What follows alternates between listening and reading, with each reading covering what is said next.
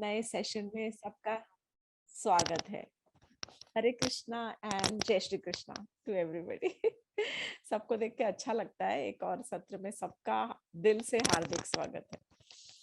तो एक छोटा सा प्रणामी मंत्र जैसे बोलते हैं, उससे थोड़ी ऊर्जा मिलती है मन को भी वाणी को भी। ओम अज्ञानतिमिरान्धस्य ज्ञानाञ्जनशलाकया चक्षुरुन्मीलितं येन तस्मै श्रीगुरुवे नमः। वाञ्छकल्पतरुभ्यश्च कृपासिन्धुभ्य एव च पतितानां पावनेभ्यो वैष्णवेभ्यो नमो नमः। हे कृष्णा करुणा सिंधु दीनबंधु जगतपते गोपेश गोपिका कांत श्री राधा कांत नमोस्तुते। तप्त कांचन गौरांगी राधे वृंदावनेश्वरी वृषभानुसुते देवी प्रणमामि हरिप्रिये। हरे कृष्णा कृष्णा कृष्णा हरे हरे, हरे राम राम राम हरे हरे। आज हम एक बहुत ही सुंदर कथा सुनने वाले हैं। उसके बारे में भागवतम के 9वें स्कंध में आई थिंक 7 नहीं, चौथे और 5वें चैप्टर में अध्याय में इनका वर्णन आता है। और ये है महाराज अम्बरीश। अम्बरीश महाराज जो थे वो वैवस्वत मुनि के एक पुत्र थे, नाभाग, उनके पुत्र थे। मतलब वैवस्वत मुनि के एक पौत्र थे। नाभाग की भी कथा कही गई है ये अध्याय के शुरू में, बट हम डायरेक्टली जंप करेंगे अम्बरीश महाराज की कहानी के ऊपर। तो जो अम्बरीश महाराज थे वो, ऐसा भागवतम के हिसाब से कहा गया है, सप्त द्वीप, सातों द्वीपों के राजा थे। माने कि पूरे पूरे विश्व के सम्राट थे। आज भी अगर हम देखें तो विश्व में सारे 7 द्वीप है। There are 7 continents, Africa, Europe, Asia, America, है कि नहीं, North America, South Africa. So ये जो सारे के सारे 7 आइलैंड्स जो हैं, सारे सप्त द्वीपों के वो विश्व के सम्राट थे। कितने सामर्थ्यवान, कितने शक्तिशाली और कितने समृद्ध रहे होंगे उस समय पर, ये हम सोच भी नहीं सकते। हमारे दिमाग में ऐसा कभी हम ख्याल भी नहीं आ सकता कि कोई पूरे विश्व का राजा कैसे हो सकता है। इतना सामर्थ्य, और इतने सामर्थ्य होने के बावजूद वे बहुत ज्ञानी थे और भगवान के परम भक्त थे। उनको सब भक्ति में इतने वो मतलब आगे थे। उनको सारी, उनके लिए तो सब जैसे भौतिक उपलब्धियां जो थी वो एकदम क्षण भंगुर थी, जो होती है नॉर्मली हमारे लिए। पर उनके पास जो उपलब्धियां थी वो देवर परमानेंट। उनकी जो भक्ति की जो उनके पास ताकत थी ना, उसकी कहानी हम आगे सुनेंगे। तो ये भागवतम के अंदर जो कथा आती है, तो सबसे पहले परीक्षित महाराज से सुखदेव गोस्वामी ये कथा कह रहे हैं और कहते हैं कि अम्बरीश महाराज जैसा भक्त कोई विरला ही होता है। तो परीक्षित महाराज ऐसे प्रश्नावली चल रही है उसके अंदर, तो पूछते हैं कि ऐसा क्यों कह रहे हैं। तो बोले क्यों, क्योंकि उन्होंने तो ब्रह्म श्राप को भी परे हटा दिया था। उनके ऊपर ब्राह्मण के श्राप का भी कोई असर नहीं हुआ। तब परीक्षित महाराज पूछते हैं कि ऐसा उन्होंने किया क्या, अगर वो भक्त थे तो ऐसा उन्होंने किया क्या कि जिनसे उनको श्राप के समीप तक पहुंच गए, कि ब्राह्मण के जो गुस्से का उनके ऊपर असर नहीं हुआ।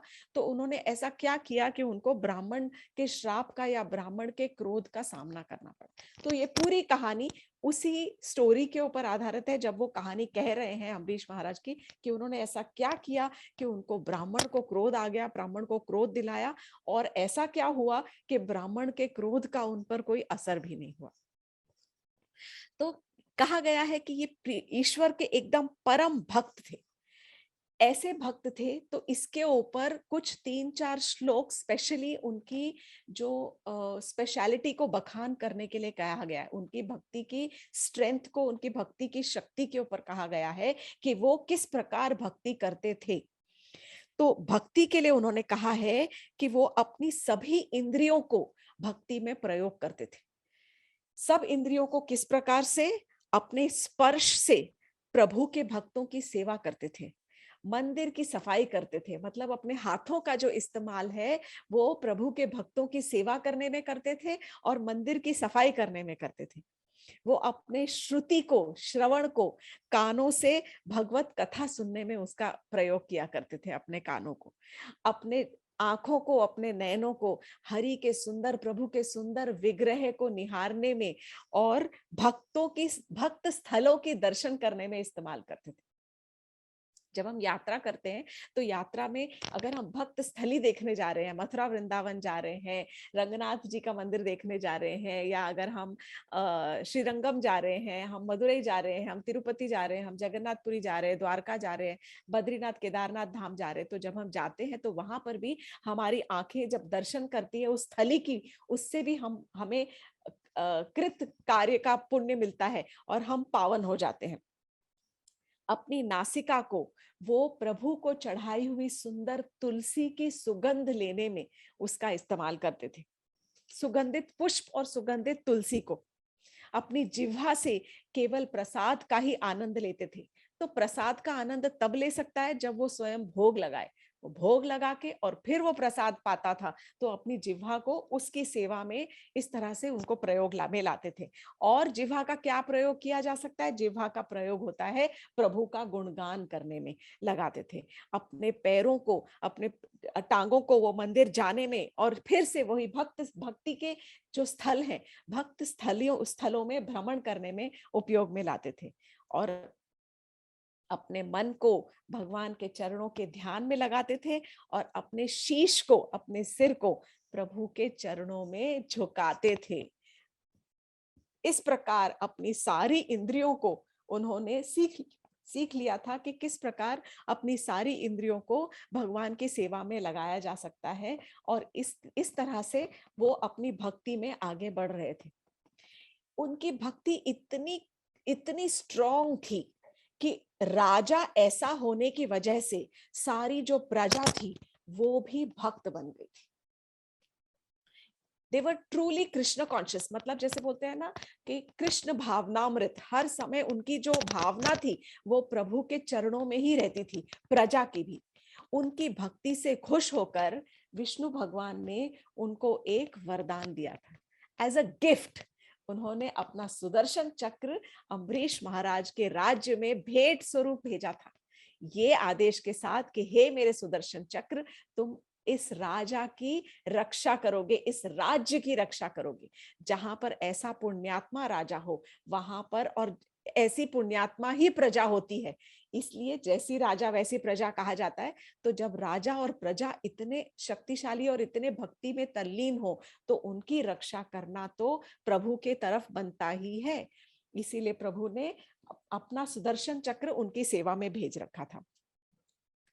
अम्बरीश महाराज की जो आसक्ति थी वो प्रभु में दिन प्रतिदिन बढ़ती ही जा रही थी। वे अपने सांसारिक और व्यावसायिक कार्यक्रमों से विरक्त होते जा रहे थे। एक बार उन्होंने एक अनुष्ठान करने का निर्णय लिया। उन्होंने एक व्रत लिया कि मैं पूरे 1 साल अपनी पत्नी के साथ में एकादशी व्रत का पालन करूंगा। हमने पिछली बार जब तुलसी महारानी की कथा कही थी तब उसमें मैंने कहा था कि कितना जरूरी होता है किसी वैष्णव को तुलसी निष्ठा के साथ साथ एकादशी निष्ठा भी रखना, बहुत ही इंपॉर्टेंट कहा गया है। तो वो हर 15 दिन में एक एकादशी आती है। उन्होंने, अम्बरीश महाराज ने अपनी पत्नी के साथ तय किया कि मैं एक पूरे साल तक इस एकादशी व्रत का पालन करूंगा। एकादशी और द्वादशी का व्रत ऐसे पालन किया जाता है कि पूरी एकादशी का व्रत पालन करके और फिर द्वादशी वाले दिन एक पारण का समय होता है, उस समय पर हम अपना एकादशी व्रत तोड़ते हैं नियम प्रमाणे, नियम अनुसार। तो उसके जो दिए हुए हैं कुछ कुछ कि क्या खाना चाहिए क्या नहीं खाना चाहिए, बहुत सारी चीजें वर्जित होती हैं एकादशी में। तो उन्होंने जब ये अनुष्ठान लिया तो पूरे 1 साल तक उन्होंने वो एकादशी का पालन किया। वैसे हम वैष्णव जो है, हम ज्यादा करके सब वैष्णव जिंदगी भर एकादशी व्रत रखते हैं, पर राजा ने इस तरह का एक अनुष्ठान जब लिया तो उन्होंने पूरे वर्ष भर वो कठिन जो एकादशी का व्रत का पालन किया। और जो 1 साल पूरा हुआ, तब 1 साल बाद कार्तिक के महीने में, अभी अभी कार्तिक का महीना समाप्त हुआ है, कार्तिक के महीने में उन्होंने पिछले के जो लास्ट के जो 3 दिन थे, उन्होंने 3 दिन कंटिन्यूअसली वो व्रत किया। मतलब समझो, नवमी, दशमी, एकादशी, ऐसे 3 दिन व्रत करके, और फिर द्वादशी वाले दिन जब उनको व्रत को संपूर्ण करके उसको जब तोड़ना था, व्रत का पारण करना था, तब उन्होंने सुबह सुबह उठकर उन्होंने ब्राह्मणों को बुलाया और ब्राह्मणों को खूब दान दिया। 60 करोड़ गाय दान किए उन्होंने। राजा थे, पर राजा होना अलग बात होती है, पैसा होना अलग बात होती है, लेकिन पैसे को दान करने का हृदय होना एक अलग बात होती है। तो राजा ने 60 करोड़ गैया दान की। और किस तरह की गैया? गैया की जो सींगे थी, ऐसा लिखा कहा गया है, सुखदेव गोस्वामी कहते हैं कि जो गैया की सींग थी वो सोने से मढ़ी हुई थी। गैया के जो पैरों के खुर थे उस पे चांदी का वर्क लगा हुआ था, वर्क से भी ज्यादा एक्चुअली चांदी लगी हुई थी। चांदी के जो हूव्स होते हैं, गाय के जो खुर होते हैं पैर, उनके ऊपर चांदी मढ़ी हुई थी। गैया को बहुत सुंदर वस्त्रों से सुसज्जित कर कर करके और बहुत सारा धन धान्य देकर उन्होंने ब्राह्मणों को उनका दान पुण्य किया।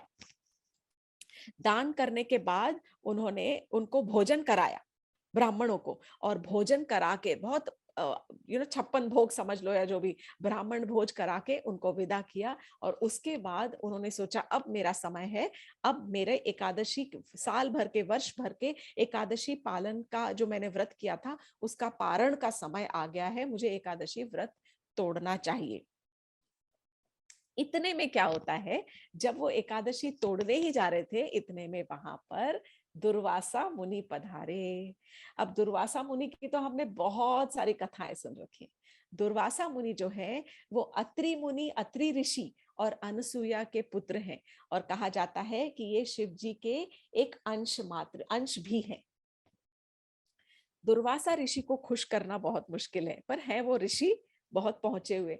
पर अम्बरीश महाराज भी, महाभागवत में उनका नाम आता है। तो अम्बरीश महाराज जब दुर्वासा ऋषि वहां पर पहुंचे, तो अम्बरीश महाराज ने उनका सम्मान किया, उनको आसन ग्रहण करने को कहा, उनको आसन दिया, उनको बिठाया, अच्छे से उनका सत्कार करके उनके चरणों को पखारा, चरण धोए अच्छे से बिठाकर, और मुनि के चरणों में बैठकर राजा ने उनसे कहा कि हे मुनिवर, आप कृपया हमारे यहाँ भोजन कीजिए।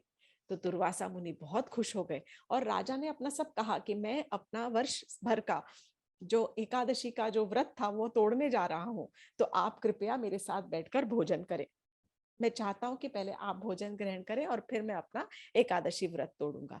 तो दुर्वासा ने मुनि ने कहा कि मैं बहुत खुश हूं, और मैं भी भोजन का आपका न्योता मैं स्वीकार करता हूं, परंतु मतलब मैं आपके यहाँ भोजन करने से पहले थोड़ा स्वच्छ होना चाहता हूँ। तो बोले कि मैं जरा यूं गया और यूं आया, और मैं जाके जमुना जी में जरा एक डुबकी लगा के और आता हूँ, और बस अब आ जाता हूँ, और फिर मैं भोजन ले लूंगा, फिर आप अपना व्रत तोड़ लीजिए। दुर्वासा मुनि चले गए, और दुर्वासा मुनि ने जाके जमुना जी में जो डुबकी लगाई, तो डुबकी लगा के वहीं समाधि में लीन हो गए। दुर्वासा मुनि भगवान की समाधि, भगवान के ऊपर ध्यान लगाकर वहां तल्लीन हो गए जमुना जी के जल में। उन्हें खबर ही नहीं रही कि कैसे समय निकल गया। ऐसे ही हुआ करता होगा ना, जो भक्त होते हैं, जब वो समाधि में या भगवान पे ध्यान लगाते हैं, तो फिर उनके तन मन की, हृदय, मतलब समय की कोई सुध ही नहीं रहती होगी उस समय। अब यहाँ पर समय बीतता जा रहा है, क्योंकि एक पारण का समय दिया जाता है द्वादशी वाले दिन।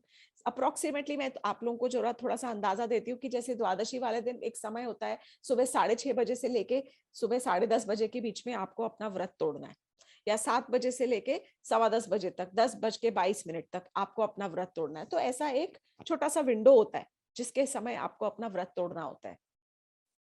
समय बीतता जा रहा था, और यहाँ पर दोपहर होने वाली थी, जो भी उसका उनका जो तोड़ने का समय होगा। तो उनको थोड़ी चिंता हुई, और उन्होंने अपने दरबार में, जो उनके राज्य में जो दरबार में कुछ ब्राह्मण थे, उनसे उन्होंने विचार विमर्श किया। और उन्होंने कहा कि देखो, मैंने जो अनुष्ठान किया था, मैंने जो व्रत किया है, उसका जो मैंने वचन लिया था व्रत का, वो मुझे तोड़ना तो पड़ेगा ही। लेकिन मैं अपने यहाँ पे आए हुए दुर्वासा मुनि का भी अपमान नहीं कर सकता, मुझे उनके लिए भी रुकना पड़ेगा, उनको भी भोजन कराना ही पड़ेगा, ये मेरा धर्म है। तो उन्होंने अपने राज्य के कुछ ब्राह्मणों के सुझाव पर उन्होंने कहा, सोचा कि चलो एक बूंद पानी का लेके और मैं अपना व्रत तोड़ लेता हूं, क्योंकि शास्त्रों में कहा गया है कि पानी पीना अर्थात व्रत तोड़ना भी होता है और व्रत ना तोड़ना भी होता है, खाना भी होता है और ना खाना भी होता है। तो अगर हम कभी व्रत पे पानी ले भी लेते तो उससे व्रत टूटता भी नहीं है, और अगर हम व्रत तोड़ना भी चाहें तो पानी से हम व्रत को तोड़ भी सकते हैं।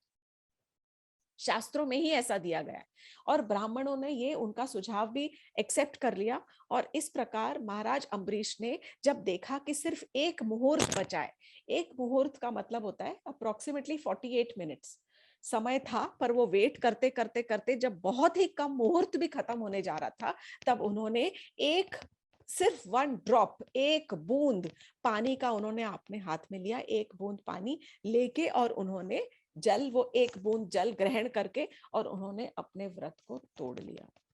व्रत तोड़ के और फिर वो फिर से भगवान के भजन में अपने मन लगाकर बैठ गए, राह देखते हुए कि कब दुर्वासा मुनि आएंगे और दुर्वासा मुनि के साथ पे फिर हम भोजन ग्रहण करेंगे, उनको भोजन करा के फिर मैं भोजन लूंगा।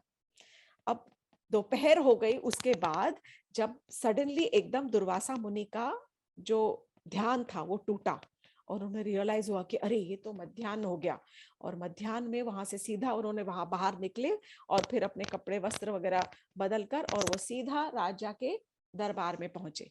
जब महाराज अम्बरीश के वहां पहुंचे तो वो बहुत भूख लगी हुई थी, भूख से कभी कभी माथा भी गर्म हो जाता है और भूख से इंसान ऐसे कांपने भी लग जाता है। बहुत भूखे थे, भूखे भी बहुत थे, और जैसे ही पहुंचे तुरंत उनको पता चल गया अपनी योग शक्ति से, योगियों में योगी थे, योग शक्ति से उन्हें पता चल गया कि महाराज अम्बरीश ने अपना व्रत एक बूंद पानी पीकर तोड़ लिया।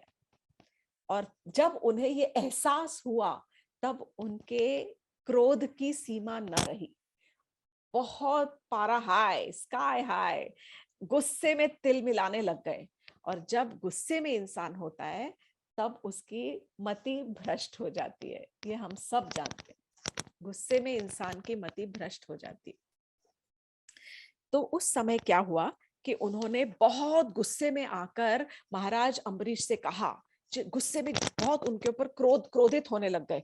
उन्होंने कहा कि तुम विष्णु के भक्त नहीं हो सकते, अगर तुम विष्णु के भक्त होते तो तुमने मेरा इस तरह से अपमान न किया होता, मेरी अवहेलना न की होती, तुमने मेरे लिए बिना रुके और तुमने अपना व्रत जो तोड़ा है, तो तुम्हें, मुझे ऐसे लग रहा है तुम्हें अपने ऐश्वर्य का घमंड हो गया है। तुमने मुझे अतिथि की तरह इनवाइट किया, मुझे इनवाइट किया और मुझे अतिथि बनाया अपना, और फिर मेरी अवहेलना की, मेरी उपेक्षा करके, और तुमने व्रत तोड़ा, ये तुमने ठीक नहीं किया, इसकी तुम्हें सजा भुगतनी पड़ेगी। बिना कोई जवाब मांगे वो बोले ही जा रहे थे। यूं ही होता है गुस्से में एक्चुअली, है ना, हम सब ने देखा होगा अपने घरों में, ऑफिस में, सब जगह जब गुस्सा आता है तो हम बोले ही जाते हैं, दूसरे के सुनते ही नहीं, कभी कभी पागल हो जाते हैं गुस्से। तो उन्होंने कहा इसकी तो मैं तुम्हें सजा देकर ही रहूंगा। और इतने क्रोध में उन्होंने क्या किया, अपने सर में से बालों का एक गुच्छा निकाला, ऐसे खींच लिए, कुछ बाल खींचे और यूं जमीन पर जो पटके, तो उसमें से एक ज्वाला रूपी राक्षस का जन्म हुआ। ज्वाला रूपी राक्षस माने वो राक्षस का जो शरीर था वो पूरी की पूरी एक ज्वाला ही थी, it was only blazing fire, ऐसा लिखा है, सिर्फ एक ज्वाला, केवल अग्नि के रूप में एक राक्षस का जन्म हुआ। और उसके हाथ में, वो ज्वाला के जो हाथ में ऐसा त्रिशूल था, ज्वाला के साथ में एक त्रिशूल था, और वो जो ज्वाला रूपी राक्षस था वो तुरंत महाराज अम्बरीश को और जकड़ने के और उनको भस्म करने के लिए उनकी ओर बढ़ा। जैसे ही वो बढ़ा, no this is very dramatic story, जैसे ही वो जो ज्वाला रूपी राक्षस था वो महाराज अम्बरीश की ओर बढ़ा, तुरंत वहां पर सुदर्शन चक्र प्रकट हो गया। क्योंकि सुदर्शन चक्र जो था वो वहां पर, मैंने जैसे आपको बताया है कि विष्णु भगवान ने उस राज्य की रक्षा के लिए भेजा था, जैसे ही सुदर्शन चक्र को एहसास हुआ और ज्ञात हुआ कि हमारे जो पुण्य आत्मा जो राजा है, वर्चुअस जो हमारे राजा हैं, उनके उनके ऊपर विपदा आई है, तो तुरंत वो अपने कार्य में लग गए और उन्होंने एक क्षण के अंदर, मतलब मेरे हिसाब से तो एक क्षण भी ज्यादा है, चुटकी बजाने में हमें जो क्षण लगता है उससे भी कम समय में तुरंत सुदर्शन चक्र ने उस राक्षस को राख कर दिया और वो राक्षस वहीं ढेर हो गया, राख बन के खत्म। जैसे ही दुर्वासा मुनि ने देखा तो वो चौंक गए कि अरे ये क्या हुआ। All this happened in a matter of seconds. गुस्सा आया, गुस्से में उन्होंने कुछ कहा, अपने सर से कुछ बाल उखाड़े, जमीन पर फेंके, ज्वाला रूपी राक्षस बन के तैयार हुआ। सुदर्शन चक्र आया, सुदर्शन चक्र ने उस राक्षस का अंत कर दिया। दुर्वासा मुनि घबरा गए क्योंकि वो जो सुदर्शन चक्र था वो अब सीधा दुर्वासा मुनि की ओर बढ़ा। जब दुर्वासा मुनि की ओर वो सुदर्शन चक्र बढ़ा तो दुर्वासा मुनि कांपने लग गए, भय से कांप रहे थे और वो कांपते कांपते वहां से भागे। ऐसा लिखा है कि ऐसे भागे जैसे कि कोई अगर, जैसे अगर कोई जंगल में आग लग जाती है, उसको हम दावानल कहते हैं। जैसे अगर कोई जंगल में आग लग जाती है, जब दावानल होता है तो उसके अंदर से जंगल से कैसे सब जानवर भागते हैं और किस तरह से, खास कर लिखा है कि वो जो सांप होता है वो बहुत फास्ट ऐसे ऐसे ऐसे ऐसे करते, ऐसे ऐसे ऐसे करते करते, स्लिदरिंग स्नेक ऐसे ऐसे करते हुए कहीं भागने की कोशिश करता है, रेंगता हुआ बहुत फास्ट दौड़ता है। जिस तरह से वो सांप दौड़ता है दावानल से बचने के लिए, उस तरह से दुर्वासा मुनि उस राज्य के राज्य दरबार से भागे अपनी जान बचाने के लिए और सुदर्शन चक्र उनके पीछे पीछे था। ऐसा कहा है, शुभदेव गोस्वामी कहते हैं कि इतना पीछे था कि एक बार तो उसने लिटरली सुदर्शन दुर्वासा मुनि की पीठ को एक बार छू तक लिया था। तो वो भागते रहे, लेकिन क्या होता है, दावानल से वो सांप बच नहीं पाता। जब जंगल में आग लगती है तो पूरा जंगल झुलस के और राख हो जाता है। इसी तरह से सुदर्शन चक्र की गर्मी इतनी तेज थी, वो आग फैला रहा था। It was hot. गर्मी और अग्नि इस तरह से फैल रही थी जब वो सुदर्शन चक्र घूमते हुए और दुर्वासा मुनि के पीछे जा रहा था। दुर्वासा मुनि का जो शरीर है वो उस आग से गर्मी में पसीने पसीने होता जा रहा था। भाग रहे थे। लिखा है कि he fled in the sky on the surface of earth. वो भागे, वो आकाश में दौड़े, वो पृथ्वी के हर एक कोने पे दौड़ते रहे, गुफाओं के अंदर घुसे, कंदराओं में घुसे, समुद्र में घुसकर उन्होंने अपने आप को बचाने की कोशिश की। फिर उसके बाद तीनों लोकों में, स्वर्ग लोक, पृथ्वी लोक, पाताल लोक, तीनों लोकों में उन्होंने अपने आप को बचाने के लिए वो भागे, लेकिन चक्र ने उनका कहीं पीछा नहीं छोड़ा। वो, उनको लगता था कि मैं अगर समुद्र में घुस गया तो चक्र कहीं नहीं मुझे छू पाएगा, पर वो चक्र से पीछा नहीं छुड़ा पाए। अंत में भागते भागते जब इतने परेशान हो गए, इतने थक गए, तब उन्होंने सोचा अब मुझे अपने पिता ब्रह्मा जी के पास जाना चाहिए। जब बच्चा तकलीफ में होता है तो कहाँ भागता है, अपने पिता के पास।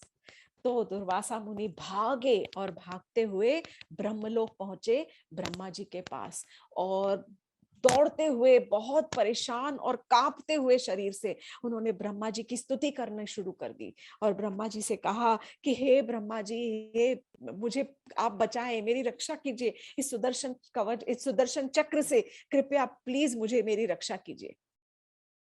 ब्रह्मा जी बैठे हैं कमल के ऊपर और अपना आसन ग्रहण किए और देख रहे हैं किस प्रकार दुर्वासा मुनि कांप रहे हैं, पसीने छूट रहे हैं गर्मी से उनके। तब ब्रह्मा जी ने कहा कि आप जो मेरे पास आए हो और मेरी शरण लेने के लिए आए हो, पर मैं आपसे क्या कहूं कि मुझ में इतनी क्षमता ही नहीं है कि मैं आपको बचा सकूं। सुदर्शन कवच के ऊपर मेरा, सुदर्शन चक्र के ऊपर मेरा कोई जोर पड़ता ही नहीं। ये केवल विष्णु भगवान के ही कंट्रोल में है, उनके अधिकृत है। तब ब्रह्मा जी कहते हैं, जब द्विपरार्ध होता है, द्विपरार्ध माने जब आप उसका जो मैथमेटिकल कैलकुलेशन है वो है 2 लिखो 2, उसके आगे आप 17 जीरो लगा दो, मुझे भी नहीं पता वो क्या नंबर होता है। 2 लिखो, 2 के आगे 1 0 0 0 0 0 ऐसे 17 जीरो लगा दो। वो जब इतने वर्ष होते हैं ना हमारे, उतने वर्ष होने का मतलब होता है द्विपरार्ध।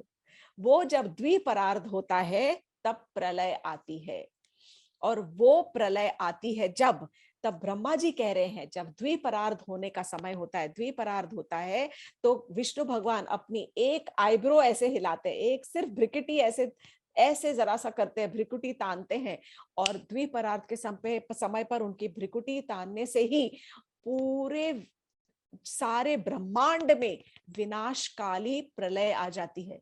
उस समय ब्रह्मलोक भी प्रलय में खत्म हो जाता है, और मैं भी समाप्त हो जाता हूँ, मेरी भी काल अवधि खत्म हो जाती है। तो अगर कभी हम सोचते हैं कि हमारा ये शरीर नष्ट हुआ है, तो इसका अर्थ ये नहीं है कि सिर्फ हमें ही जन्म मृत्यु का सामना करना पड़ रहा है। आप सोचो कि इतने बड़े महानुभाव ब्रह्मा जी कह रहे हैं कि जब द्विपरार्ध के समय जब प्रलय आती है, तब मेरा ब्रह्मलोक भी प्रलय में नष्ट हो जाता है, मैं भी नष्ट हो जाता हूं। आप समझ रहे हो? तो नोबडी इज बियॉन्ड दिस। जब तक आप ब्रह्मलोक, कैलाश, हर स्वर्गलोक घूमते रहोगे, कहीं भी आप जा सकते हो, आप स्वर्गलोक तक भी जा सकते हो, आप इंद्र भी बन सकते हो अपने पुण्य कर्मों से। आप वो भी बन सकते हो, सॉरी, आप ब्रह्मा जी भी बन सकते हो अगर आप पुण्य कर्म करके और ब्रह्मलोक जाना चाहोगे तब। तो वो कहते हैं कि मेरे हाथ में कुछ भी नहीं है, पूर्ण पुरुषोत्तम भगवान की इच्छा के ही अधीन होता है सब कुछ। उन्हें प्रणाम करो और उनकी आज्ञा का पालन करो। जो वो चाहे केवल उनकी ही शरण लो, केवल विष्णु भगवान की ही शरण आप जाके लीजिए।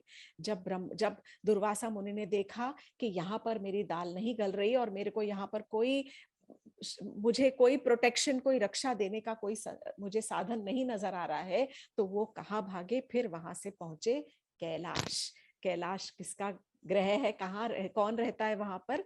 शिव जी रहते हैं। तो जब शिव जी के पास वो पहुंचे तो शिव जी भी समाधि में बैठे हुए थे, और उस समय जब दुर्वासा मुनि आए, हांफते हुए, पसीने में तर हो रहे थे, और उस वक्त उनकी चमड़ी गलने लग गई थी गर्मी की वजह से।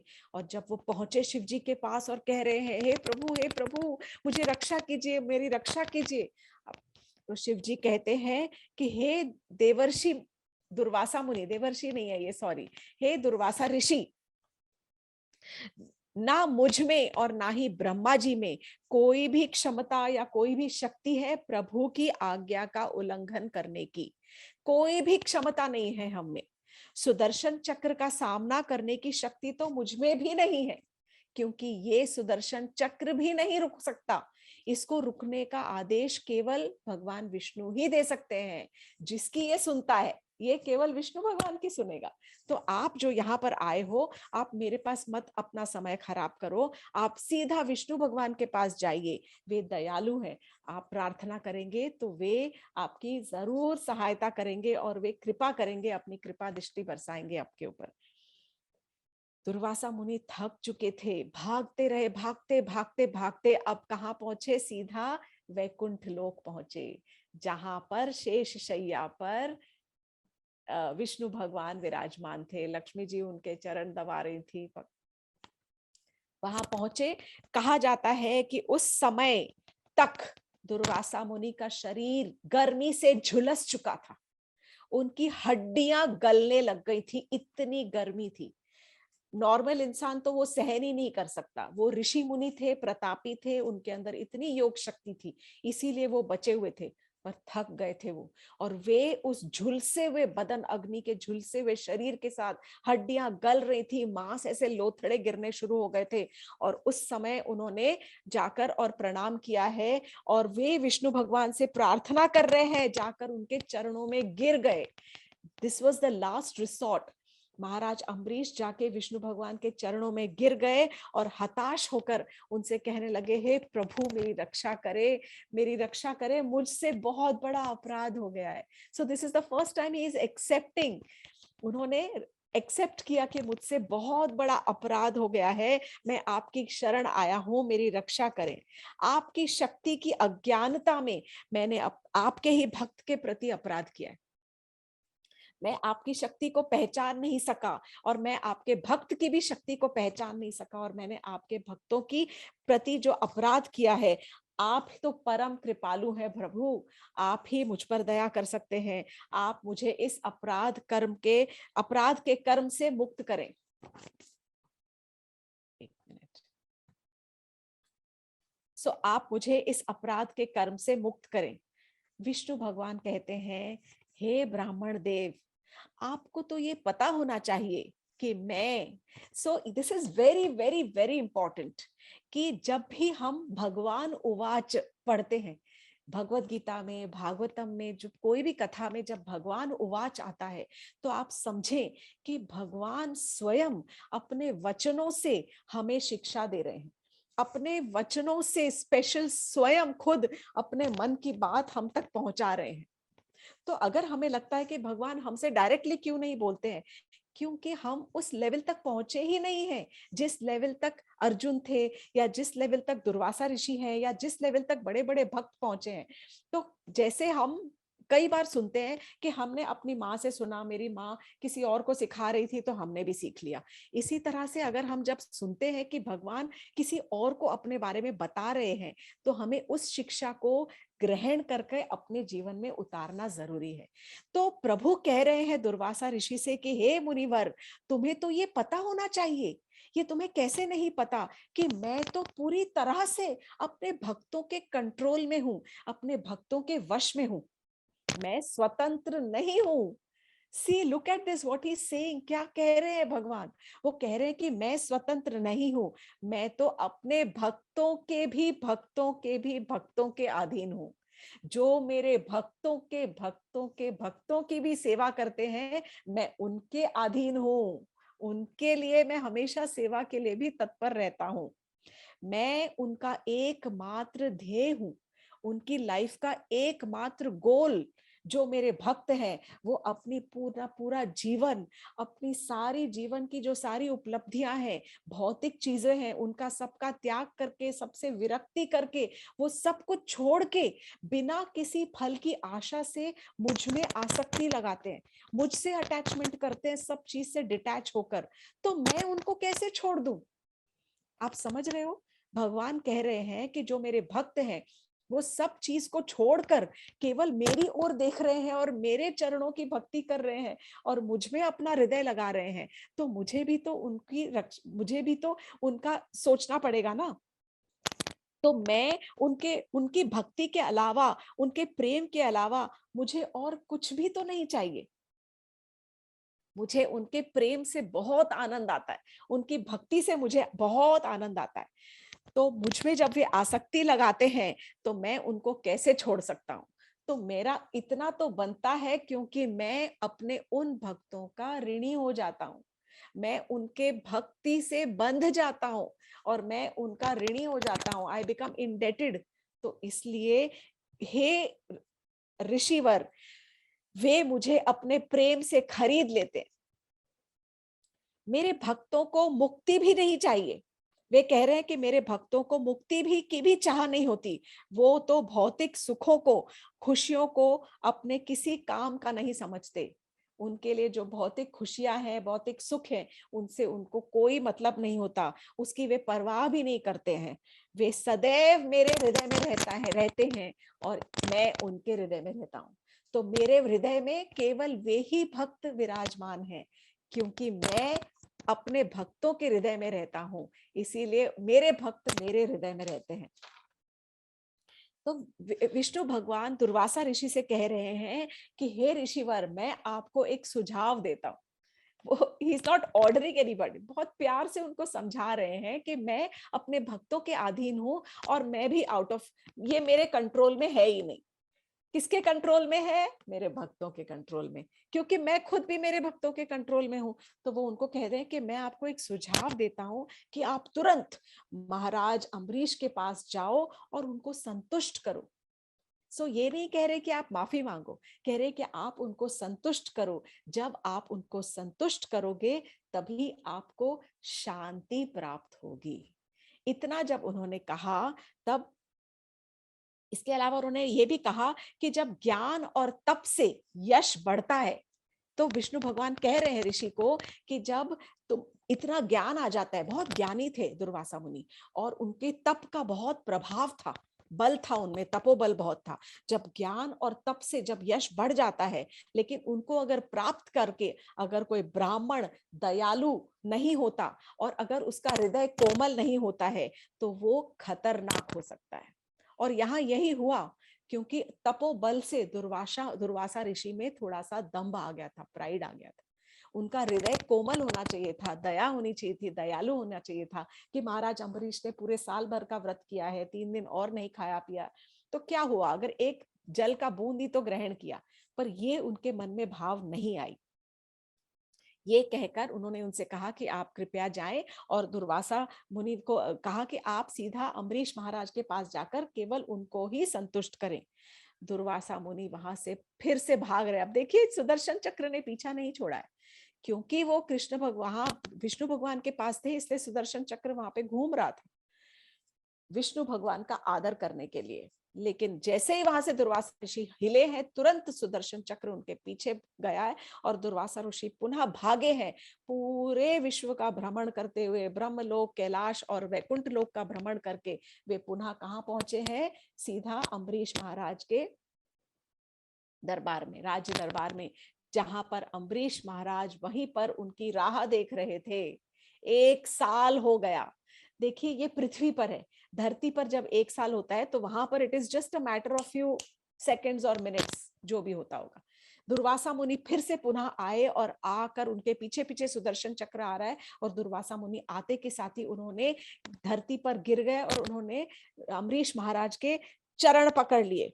जैसे ही चरण पकड़े तो महाराज को बहुत लज्जा आई, वो झेप गए, उनसे सहन नहीं हुआ, क्योंकि ये ब्राह्मण है, आफ्टर ऑल जो भी है वे ब्राह्मण है, तो ब्राह्मण उनके चरण छुए, ये उनसे उन्हें अच्छा नहीं लग रहा था। और उसके बाद दुर्वासा मुनि उनकी स्तुति करने लग गए, तो वो उनको बहुत शर्म आ गई, बहुत झेप गए वो। तब उस समय वो एम्बैरेस हो गए, और उस समय कहते हैं कि दुर्वासा मुनि ने उनसे क्षमा मांगी।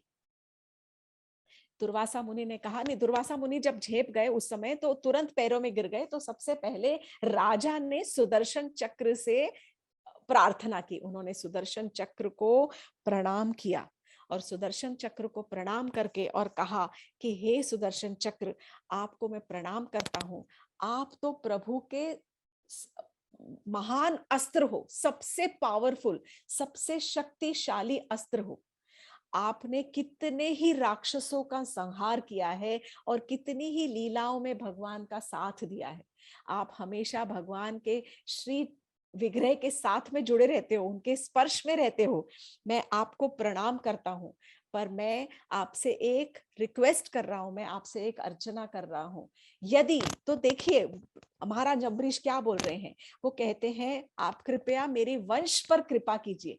वो ये नहीं कह रहे कि आप दुर्वासा ऋषि पर कृपा कीजिए, वो कह रहे हैं कि आप मेरे वंश पर कृपा करें, इस ब्राह्मण को क्षमा करें। ब्राह्मण को क्षमा करके वो अपने वंश के ऊपर उसका उपकार ले रहे हैं, सुदर्शन चक्र का। किस प्रकार? वो कह रहे हैं कि यदि मेरे वंश में किसी ने भी ब्राह्मणों की सेवा की हो, किसी ने भी अगर हवन इत्यादि जो है, हवन यज्ञ यथा विधि कार्य किए हो, और उसके बलों का जो, उसके बदले में जो उसका जो हमें पुण्य मिला है, ब्राह्मणों की सेवा करने का, यज्ञ विधि, यज्ञ और हवन वगैरह करने का जो भी हमें सेवा मिली, हमको जो पुण्य मिला है, उस पुण्य के बदले में आप इन ब्राह्मण को क्षमा कर दीजिए और अपनी उष्णता से मुक्त कर दें। जब उन्होंने ये हाथ जोड़कर विनम्र प्रार्थना की सुदर्शन चक्र से, तब सुदर्शन चक्र शांत हो गए और वहां से लुप्त हो गए। क्योंकि सुदर्शन चक्र ने भी देख लिया कि अब ये अपने भक्त के, जब जो दुर्वासा ऋषि हैं वो भगवान के वर्ड्स को फॉलो कर रहे हैं, इंस्ट्रक्शंस को फॉलो कर रहे हैं, और वो उनके भक्तों की शरण में पहुंच गए हैं। तब उस समय दुर्वासा ऋषि ने अम्बरीश महाराज की स्तुति की है और कहने लगे, हे राजन, आज मैं आपकी महानता को मान गया। मैं हमेशा आपको एक साधारण मानव समझता था। मैं समझता था कि आप एक साधारण से मानव हो, साधारण से राजा हो, पर मैं आज समझ गया हूं कि आपने मेरा अपमान करने के बाद मैंने आपका अपमान किया। मैंने आपका अपमान किया और उसके बावजूद आपने मेरे अच्छाई के लिए और मेरी भलाई के लिए आपने झुककर प्रार्थना करके और आपने मेरी जान बचाई, मेरी रक्षा की और आपने सुदर्शन कवच को प्रणाम करके उनको शांत किया। इसके लिए मैं सदैव आपका कृतज्ञ रहूंगा, आभारी रहूंगा।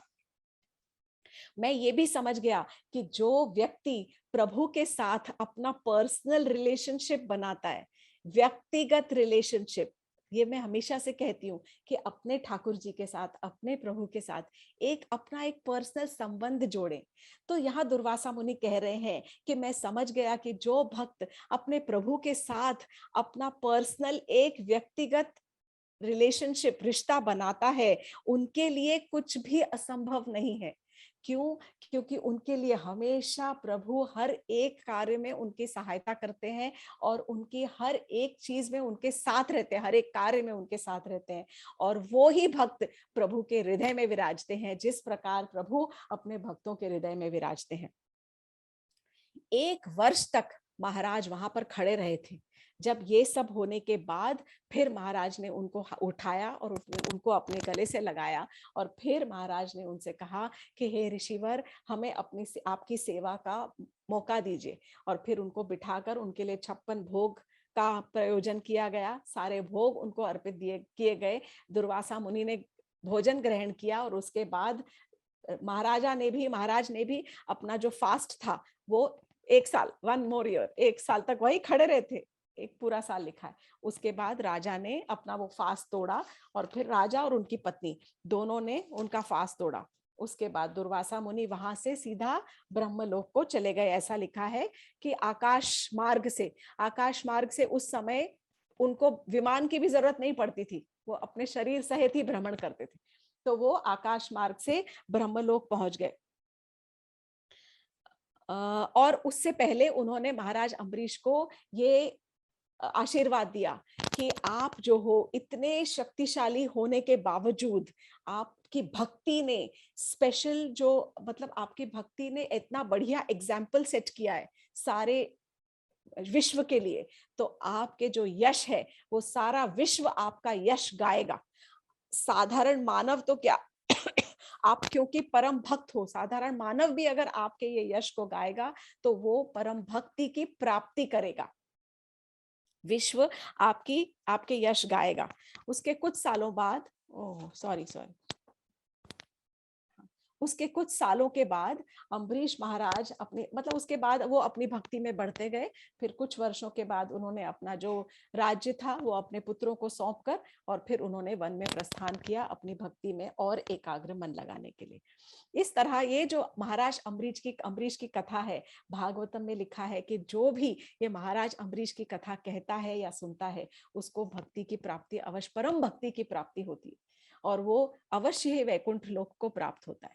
आज हमने ये अम्बरीश महाराज की जो कथा सुनी है, इसमें हमें सबसे इंपॉर्टेंट चीज ये समझ में आती है कि हम कोई भी पोजीशन पे हो अपने जीवन पे, यहाँ पर ये राजा था, अगर वो चाहता तो वो अपने ऐश्वर्य में अपनी जो सामर्थ्य था, उसकी जो समृद्धि थी, उसके अंदर वो इतना डूब सकता था और वो भगवान को भूल के अपने ऐश्वर्य में लीन हो सकता था, जैसे कि कई बड़े बड़े घरों के लोगों को देखा गया है। लेकिन उसने अपने सामर्थ्य को, अपने धन को, अपने शरीर को, अपनी इंद्रियों को, अपने पूरे जीवन को उसने भगवान की सेवा में और भगवान की भक्ति में किस प्रकार प्रयोग में लिया, ये समझने योग्य है। सो जो शुरू में जो मैंने आपको श्लोक बताए थे, सबसे इंपॉर्टेंट कि उसने किस प्रकार अपनी हर एक इंद्रिय को और पूरे शरीर को और पूरे जीवन को किस प्रकार वो भगवान की भक्ति में यूज करता था, ये सबसे ज्यादा इंपॉर्टेंट है। ऐसा कहते हैं कि जितना हम मतलब भौतिक उपलब्धियों में घुसते जाते हैं, जितने हम ज्यादा, ये जो है ना, ये समुद्र है, ये भव सागर, ये जो भौतिक भौतिक जगत का जो समुद्र है उसके अंदर हम जितने ज्यादा अंदर डीप गोता खाते जाते हैं उतने हम ज्यादा बढ़ते जाते हैं, मतलब ऐसे पावर पोजीशन में बड़े होते जाते हैं। अगर कोई इंसान कोई झोपड़ी में रहता है, धीरे धीरे काम करते करते बड़े होते होते मेहनत करते करते फिर किसी समय ऑफिस में काम करने लग जाता है, फिर उसके बाद बंगला गाड़ी और ऐश्वर्य आ जाता है।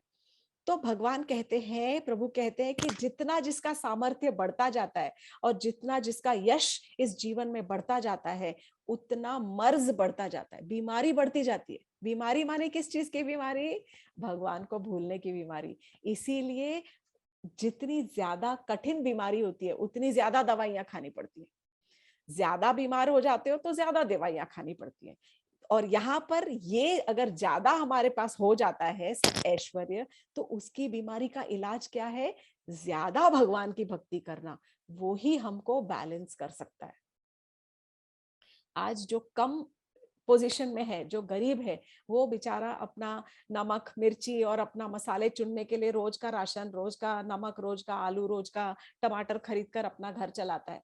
तो वो अगर इतनी भी भक्ति करता है तो भी चलता है। लेकिन जैसे जैसे हमारे पास धन ज्यादा आता है और हमारे पास सुविधाएं ज्यादा आती हैं, वैसे वैसे हमें भगवान को, जैसे जैसे भगवान की सुविधाएं हमारे पास ज्यादा आती हैं, वैसे भौतिक सुविधाएं ज्यादा आती हैं, वैसे ही हमें भगवान की तरफ अपनी भक्ति को ज्यादा बढ़ाना चाहिए।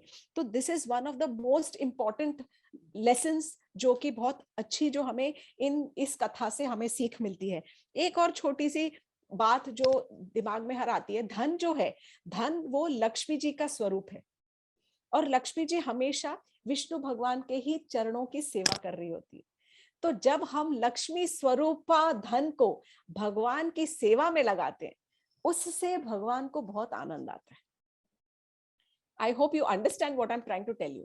जो धन है उसे हम लक्ष्मी कहते हैं और लक्ष्मी का स्वरूप है धन, पैसा। और लक्ष्मी जी जो है स्वयं वो नारायण के चरण दबा रही होती है, वो भगवान की सेवा कर रही होती है। तो जो हमारे पास जब धन ज्यादा आता है तो उस एक्स्ट्रा धन में से थोड़ा सा, मैं ये नहीं कहती कि आप पूरा का पूरा दान करो, लेकिन फिर भी दान का बहुत महत्व है। तो इसलिए जब भी हम धन को, थोड़ी अपनी लक्ष्मी को जब हम भगवान नारायण की सेवा में लगाते हैं, भगवान की भक्ति में लगाते हैं, तो उससे लक्ष्मी जी तो प्रसन्न होती है, लेकिन नारायण ज्यादा प्रसन्न होते हैं क्योंकि उनकी लक्ष्मी जी उनके ही सेवा में काम आ रही है, उनके लग रही है। और जो हमारे पास मिसिंग है वो तो कृष्ण भगवान पूरा करेंगे। तो यहाँ पर हम अपनी कथा को विराम देते हैं। हरे कृष्णा।